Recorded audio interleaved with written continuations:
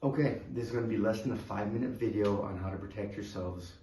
We've been getting calls from women in Israel right now during the war. Their husbands are out fighting the war. Their sons are out fighting the war. The women are by themselves or they're with their children. They don't know how to protect themselves. They don't have rifles. They don't have guns. And when it's time for them to go out on the street, go shopping, or to do any sort of errand, there are men out there. But who are they? They're the Arabs. They want to do them harm. So this is going to be a quick video on how to use a knife or other household items to protect themselves. Protect anyone who needs to protect themselves without any knowledge of fighting. So check out what I have here on the table. This is a fake K-bar knife. We have military style knives. If you have one, excellent choice. These are thicker metal. The blade goes all the way through the handle. These are designed for fighting. If you have one of these in the house, amazing. You will carry this.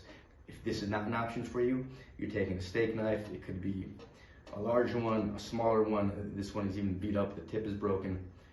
Like I said, mentioned here, you know it's a good knife if the blade runs through the handle. Notice the steel of the blade is much thinner than the military knife, but because the blade runs through the handle, it's a good, suitable knife for stabbing and slashing. Now, this works. This works. You even have knives made out of one piece of metal.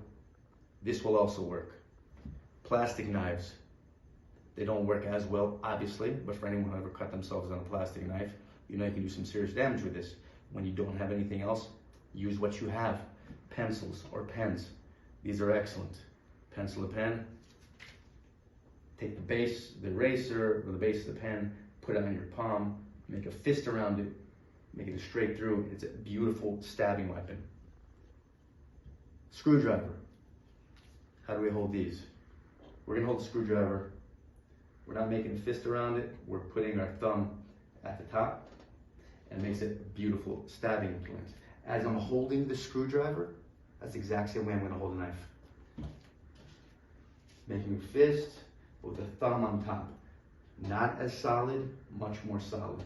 Don't worry about silly techniques that you see in Kung Fu theater. This is the way you're gonna hold a knife for stabbing and slashing.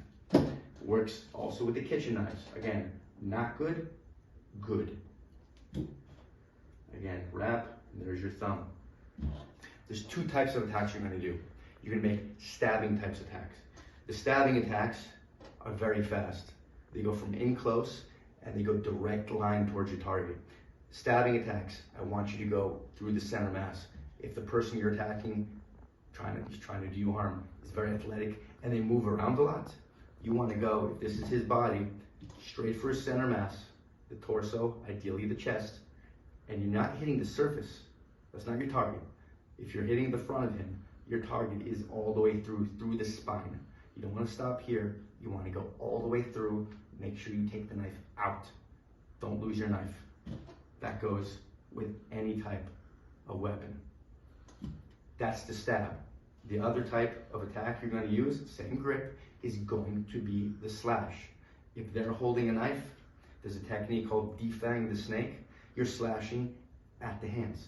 You're trying to cut the tendons, making his hand inoperable. If you can't use his hand, he can attack you with his hands.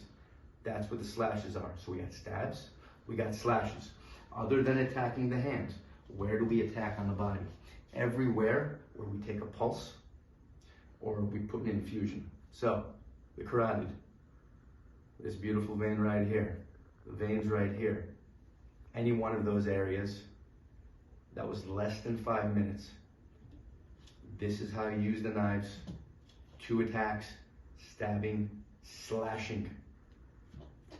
Hit them, get out of there. You're not there for a fight, you're there to live and survive. Go back to your family. It's a mitzvah, you must protect yourself. It's the moral thing to do, it's the right thing to do. Stay safe out there, and B'ezrat Hashem, this war will end quickly in a good way. And we shall come out the other side happier and stronger. Amen.